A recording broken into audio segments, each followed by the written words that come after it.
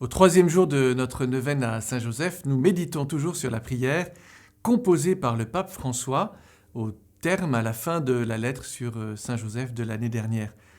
À Saint-Joseph, Dieu a confié son Fils. Peut-être que vous vous serez un jour intéressé à l'étymologie du nom Joseph, Joseph. Dans l'Ancien Testament, on rencontre en effet un autre personnage assez célèbre, il faut le dire, puisqu'il s'agit d'un des fils de Jacob. Et c'est toute l'histoire de Joseph qui nous est racontée dans le livre de la Genèse et comment le peuple juif est allé en Égypte.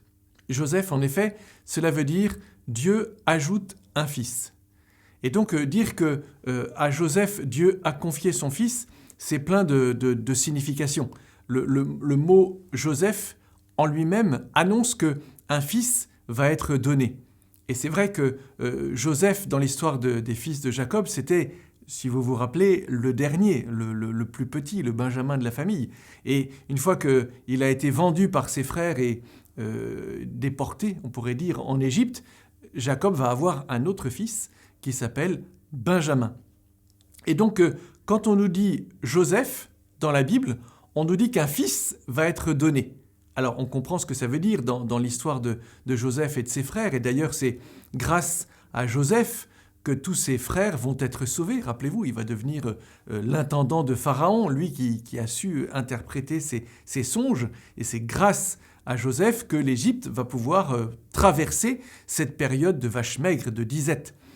Les frères de Joseph, vont venir en Égypte et enfin, la retrouvaille avec Jacob. Donc, c'est grâce à Joseph, grâce à ce fils, que le peuple juif va être sauvé, il faut bien le dire. Et la venue de Joseph annonce la venue d'un nouveau fils, un dernier. Et dans l'histoire, ce sera Benjamin.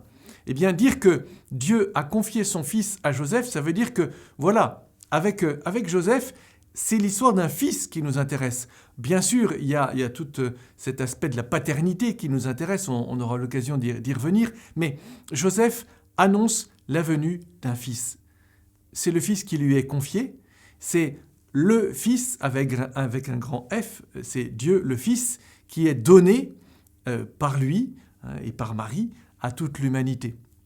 Dieu confie un fils, Dieu confie le Fils. Et d'une certaine manière, on pourrait dire qu'à travers Joseph, c'est ce fils qui nous est donné.